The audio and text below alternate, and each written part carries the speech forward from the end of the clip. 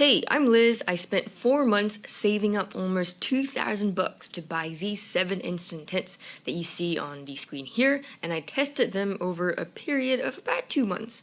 I'll put everything you might need to know about these instant tints in these tables and charts that I know you guys love, and I'll also tell you exactly which instant tint to buy and which to avoid, because spoiler alert, not all of them are all that good. Now let's get straight into the first test, which is ease of use. I'm going to look at 3 different things under this ease of use test. First, the ease of setup, second, the ease of pack away, and third, the ease of cleaning. Starting with the ease of setup, here's how long each instant tint took me to set up by myself. So basically 1-person timings, and these timings include staking and guying out the tints, starting with the fastest to set up. The thing that really stumped me here was this. All these instant tints come in different sizes. We've got 4-person tints all the way up to 10-person instant tints. So I was really stuck on how to rate them fairly against each other, and then after thinking for a few days, I came up with this great idea. Well, at least I think it's a great idea. Now, here are some non-instant cabin tints that I've tested, so I basically had to put together all the polls, manually try to get the tent up, and here are all my setup timings for these tents as well. Here I've got 4-person, 6-person, and 10-person cabin tents without the instant setup. Then I took these timings, compared them to my instant tent timings, and here's a neat table showing you this new column. Basically, this shows you exactly how much time you'll save with each of these instant tints when compared to a non-instant tint of the same capacity from the most to the least. I thought that all of the instant tints here did pretty well, ranging from more than 30% in time savings to a whopping 55%. If you're wondering, some of the more feature-rich instant tints have less time savings. For example, the Caddis Rapid has a much longer rainfly than other instant tints, which means more fumbling and bumbling around during the setup. And another example is the Coleman Instant 10, which has an extra step of setting up the hinged D-door. I took a couple extra minutes for this. Apart from these extra features, most of these tints have a very similar setup process. Here's roughly what it's like, and I'll show you using the Ozark Instant 6. Step 1. Unfold the tint flat on the ground. Step 2. Pull each of the 4 elbow joints up, and then step 3. Extend each pole into place until the locking button of each pole pops out. Go ahead and do this for all the 4 poles around the tent. And then secure the rainfly, stake down the tent, and guy out the entire tent. Now let's take a look at the Caddis Rapid 6. Step 1. Unfold the tent flat on the ground. Step 2. Pull each of the 4 elbow joints up, and then step 3. Extend each pole into place until the silver button of each pole pops out. Is it just me, or is that exactly the same setup process? I think you get the gist of it now. Moving on to the ease of pack away, here are the pack away timings of the non-instant cabin tents that I tested.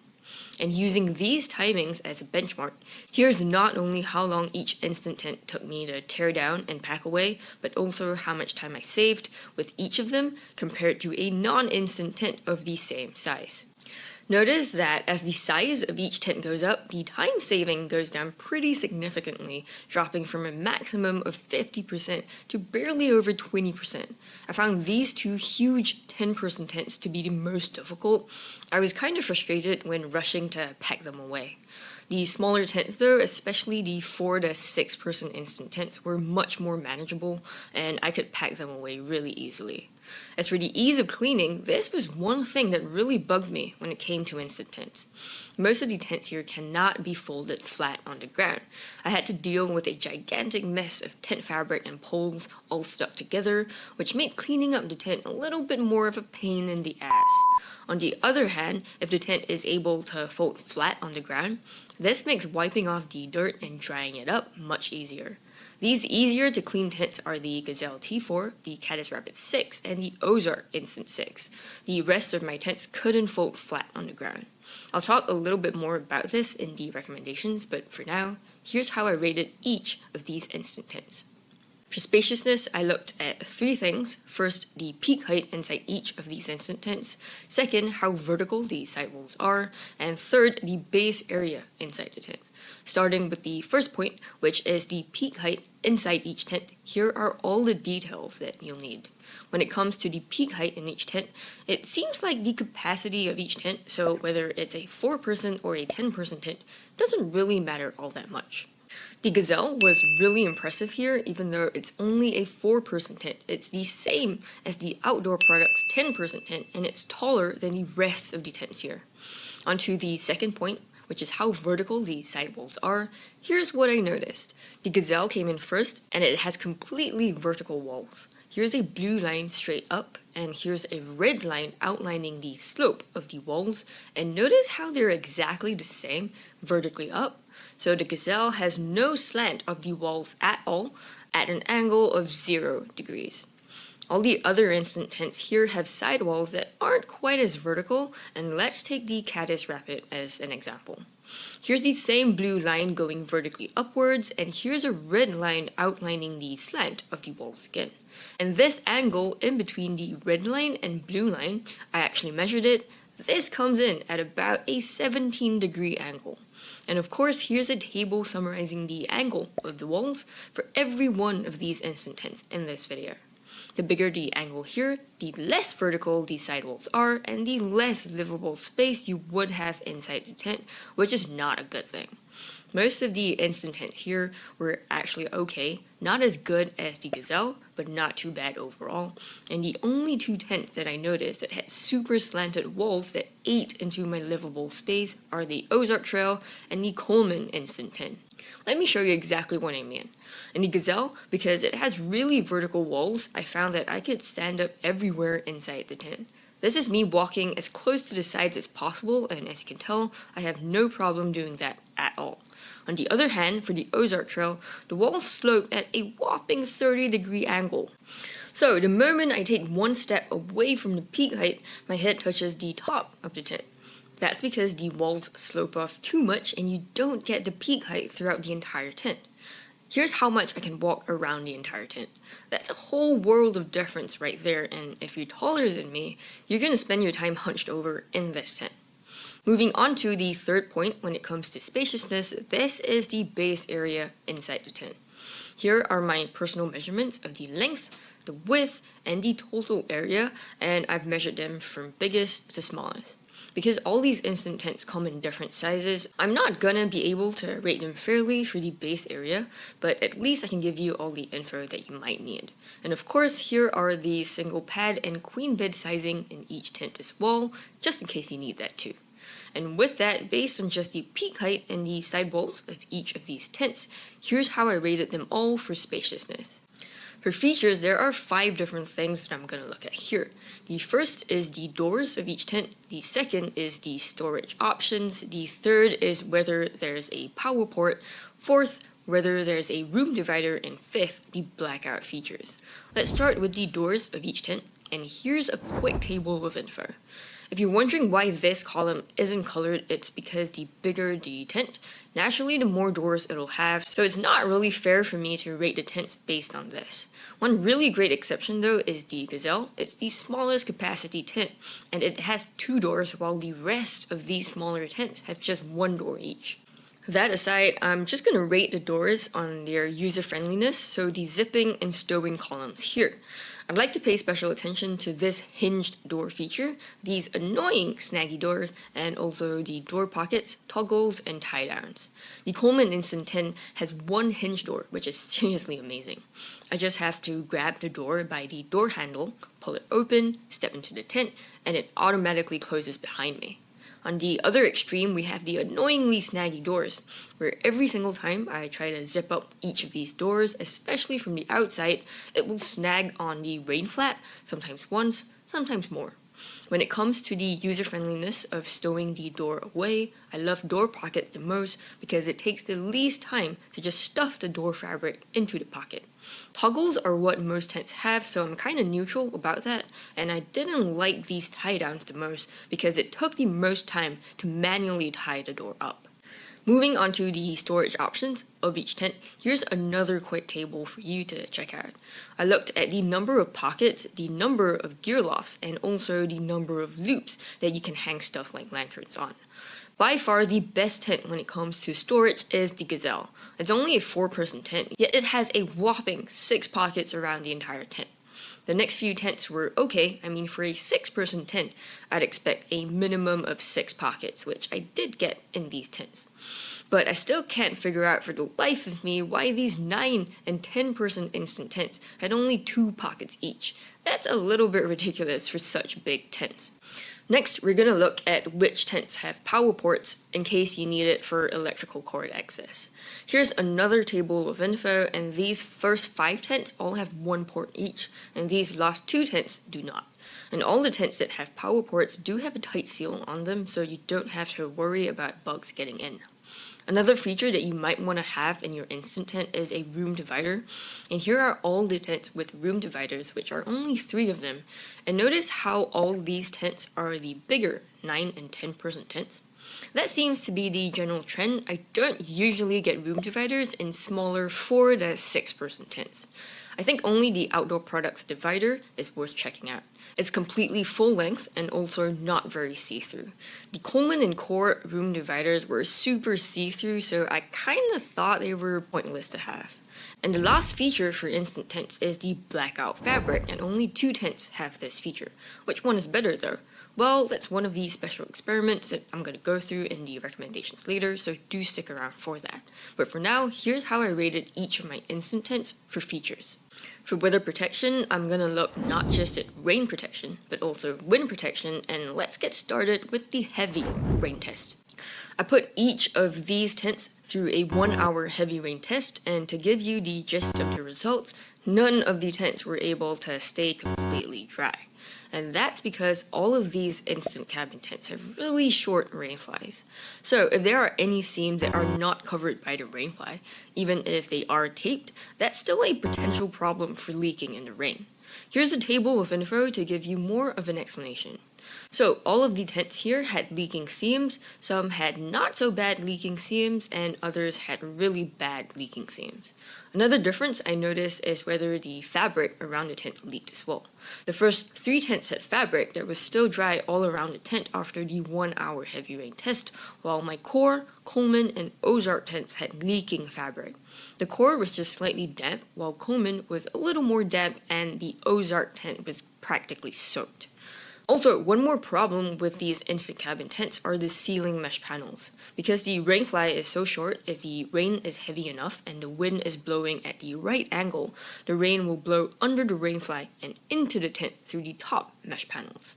Now, if you don't expect any heavy rain and there's only a little bit of light rain, well, the good news is that most of these tents did pretty well in the light rain, and only the Ozark starts leaking after just 15 minutes.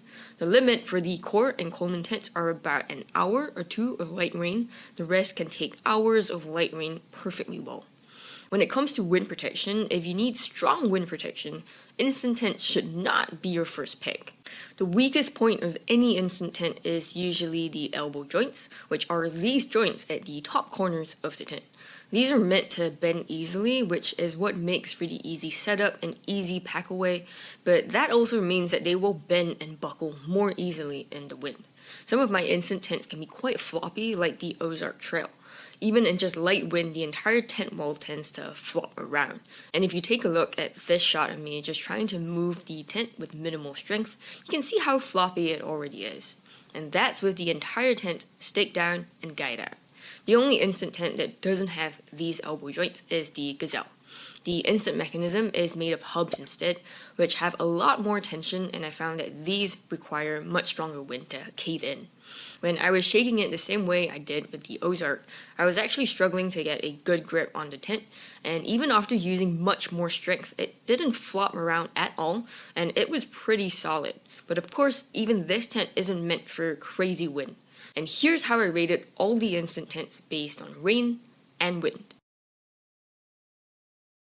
When it comes to ventilation, I'm going to look at the number and size of the windows in each tent, the amount of ceiling mesh, the number of vents, and also which of these can be kept open in the heavy rain.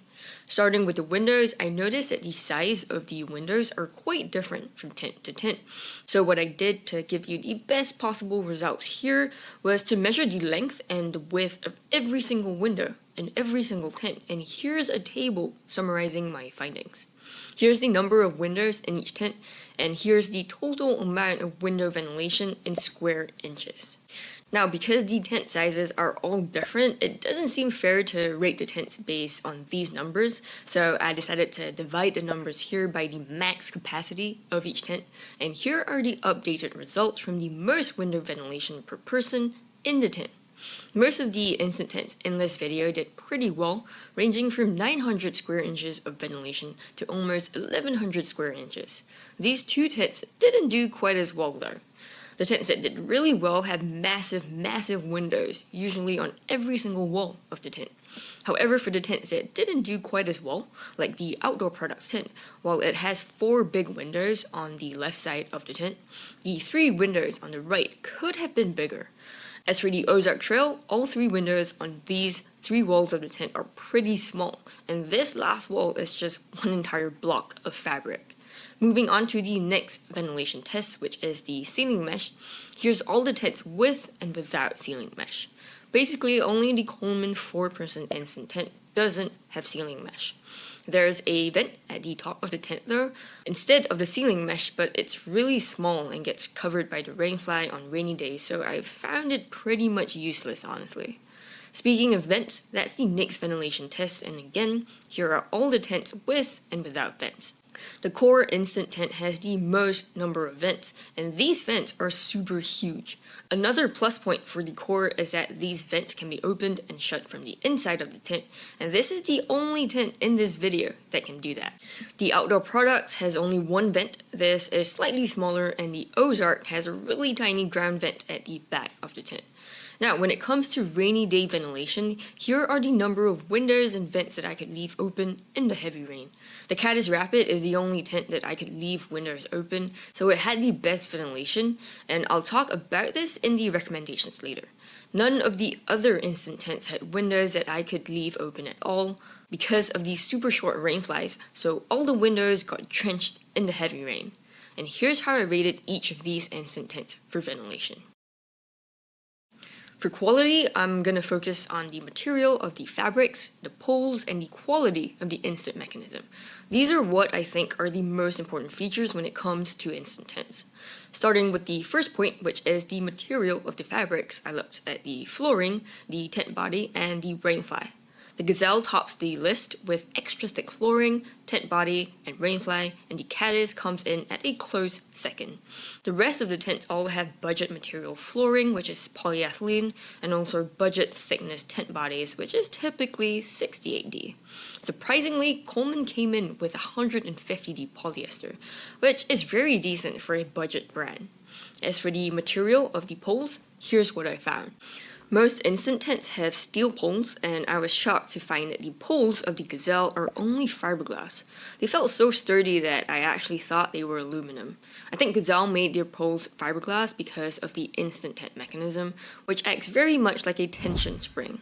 And that brings us to our next point, which is the quality of the instant mechanism. The number 1 factor affecting this is the number of hubs that each tent has. Typically, smaller instant tents, like those between 4 to 6 persons, have only 1 hub at the top of the tent. Larger instant tents, like the 9 and 10 person tents, usually have about 3 hubs. There are a couple of outliers here, one really good and one really bad.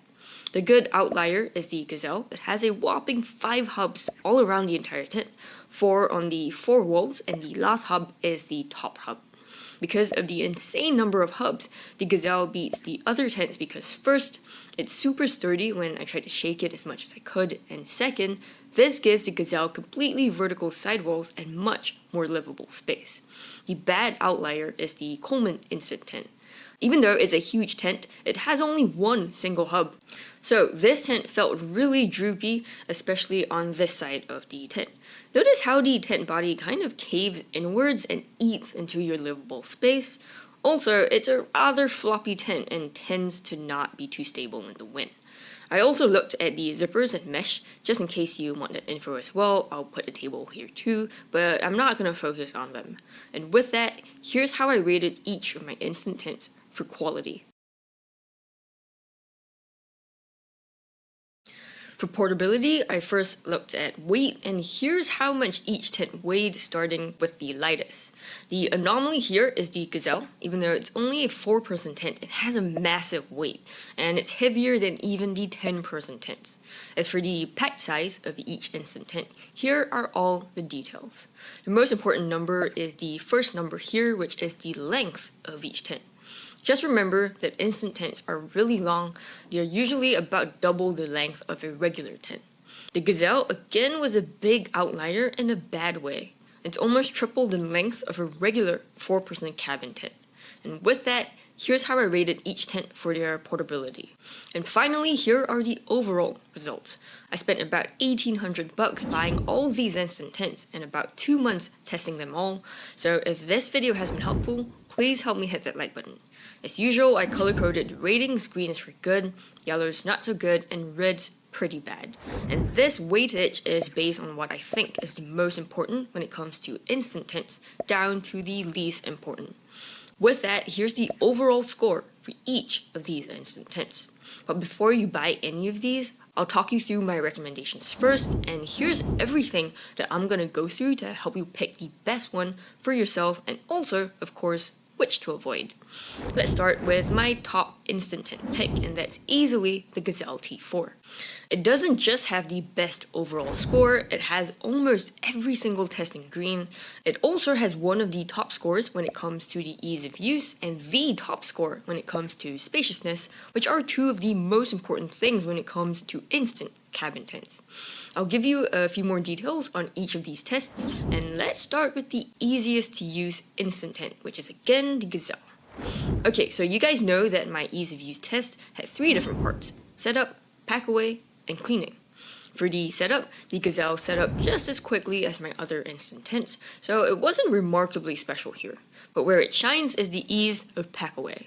Unlike all the other instant tints in this video, the Gazelle has a removable flooring, so the air comes out super easily while packing it away. Remember all these pack away timings that I showed you at the beginning of this video? It appears that the Gazelle is slower than the Coleman, right? But the thing is, I didn't remove the entire flooring when packing it away. I only undid a small part of it. If I had actually taken out the entire flooring, this tint would have easily been the quickest tint to pack away. On the other hand, when it comes to other instant tints, I had to take some time to squeeze all the air out of the tint to pack it away, which is usually one of the biggest frustrations when it comes to instant tints. The removable flooring also made the Gazelle the easiest tint for me to clean. It took me just 1 minute to strip out the entire floor completely, and then I could just lay it flat on the ground to hose or wipe off any dirt. By far the easiest instant tint to use. When it comes to spaciousness, the Gazelle tops all the other tints, even though it's only a 4-person tint.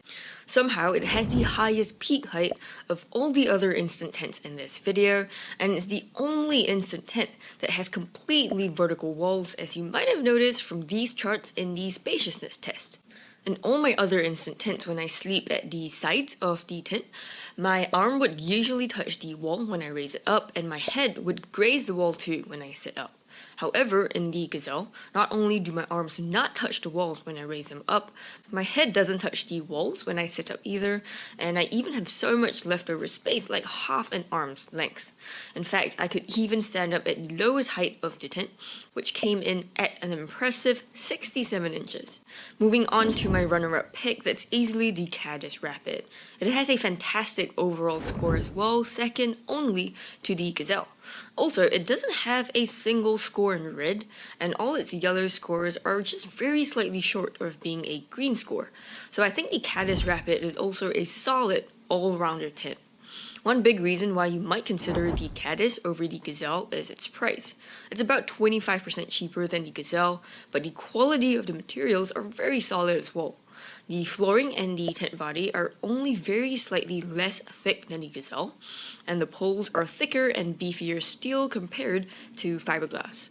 It even has micro mesh to keep out the smallest of bugs compared to the Gazelle, which only has regular mosquito netting. The Caddis also has a very high quality center hub. It's big and sturdy and much better quality than all the other instant tents, which have tiny little hubs instead. Overall, a very high quality instant tent as well.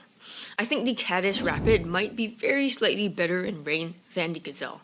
It had the same amount of leaking as the Gazelle, which is only a few drops of water, but that's only because the rainfly at the front of the Caddis was really short. If you get a tarp to shield the front, then this instant tent makes for a very solid tent in heavy rain. And that's because the other three sides of the tent have really long rainfly lengths, longer than any other tent here, and there was no leaking at all on these sides. The rainfly also completely protected my windows from the rain. So I could leave these three huge windows open in the heavy rain, making for fantastic rainy day ventilation. This is much better than the Gazelle, which had completely soaked windows from top to bottom. Now, if the Gazelle and the Caddis are too small for you, you can consider one of the bigger tents that I reviewed here. The results show, though, that the 9-person core is the best large family instant tent. 4 reasons why. First, it's much cheaper than the other two. I paid slightly over $200 for the core, while the other two tents cost me more than $300 a piece. Second, the core actually packs away a lot easier than the other two thanks to the bigger carry bag. Here's a shot of my 9-person core and my 10-person outdoor products, which is exactly the same size as the 10-person Coleman, and yeah, the core is a lot bigger. The third reason is that the core has better hot day ventilation, edging out the Coleman by a little bit, and it even has double the ventilation of the outdoor products. Fourth, the core also has better rainy day ventilation thanks to its 2 huge vents that I showed you in the ventilation test. If you don't really like the core, you can consider the runner-up family tent instead, which is the outdoor products. It is slightly bigger than the core and it fits 4 queen beds instead, while the core only fits 2 queens. It also has a much better room divider and an extra door. But here's a huge bonus tip for you, and you're gonna want to hear this. I noticed that both the core and outdoor products have the exact same instant mechanism. The poles are identical, the 3 hubs at the top are identical, and they even came with the exact same product tags. Maybe they got shipped out from the same factory? That's just my guess. But that brings me back to why the core is a slightly better pick, mainly because it's a lot cheaper for almost exactly the same quality. The last big family tent is the 10-person Coleman, and compared to the rest of the tents here, it's really not a great instant tent, and I talked about that in the spaciousness and quality test. But it did top all the other tents in the features test, and that's mainly because of the blackout fabric. Coleman does a really good job when it comes to their blackout tents. Here's what it looks like in the day. Apart from a little bit of light seeping in through the gap between the roof and the rainfly, and also from the bathtub flooring at the bottom of the tent, I think this is really great for sleeping in. And if you're the type that doesn't like a single spot of light when you're sleeping at night, check out how dark this tent is at night. It's pitch black. If you absolutely need an instant tent that has blackout fabric, then this is the best for you. There's another blackout tent that I tested in this video, and that's from Ozark Trail. It actually sets up and packs away fine. The timings are very decent, and it did pretty well in the ease of use test. Not too shabby at all. But otherwise, there's nothing great about it, and this was the tent that I didn't like the most for 4 main reasons. The first reason is the very low peak height. I have never seen another 6-person tent that is so short. Also, because of the humongous slope in the walls, it feels more like a dome tent rather than a cabin tent. Here's how much I can walk around the entire tent while still standing upright, and check out how much I can walk around my 6-person dome tents while still standing upright. I mean, Ozark just didn't impress me at all. The second and third reasons are that it's terrible in rain and the ventilation isn't the best. And the fourth reason is that the shelf life of this tent is pretty short. After less than 2 years in storage, my dark rust fabric started peeling off, and every time I touched the tent, my fingers became a huge sticky mess, and I found it really gross. On the other hand, I've had some of my Coleman blackout tents for about 4 years, and it never became a sticky mess. So that's why if you want a blackout instant tent, go for the Coleman instead of the Ozark. Speaking of Coleman tents, that's where the best budget tent comes in. If the Gazelle and Caddis Rapid are out of your budget and you don't need a humongous family tent, then the smaller Coleman instant tents actually come in handy here. But personally, I'd get the 6-person instant Coleman instead of the 4-person that I tested here. And that's because I couldn't stand up in the 4-person while the 6-person has 10 inches more in peak height, and while the 4-person doesn't have a window on this last wall, the 6-person does, which means better ventilation. Now, if all these tents are too big for you and you'd like to camp solo in an instant tent, I'd go with the Teton Sports Vista Quick Tent. All you have to do is lay it on the ground first and then push down on this center hub here to set the tent up. Here are the setup and pack away timings for both the 1 and 2-person models. Now, I didn't review the Vista here. I actually included it in my best pop-up tents video, which are tents that literally pop open, but they're much smaller, coming in at between 1 to 4-person capacities. Instant tents are much bigger, ranging from 4 to even 12-person capacities. Do check that out if that's more your speed, and I'll see you in that one.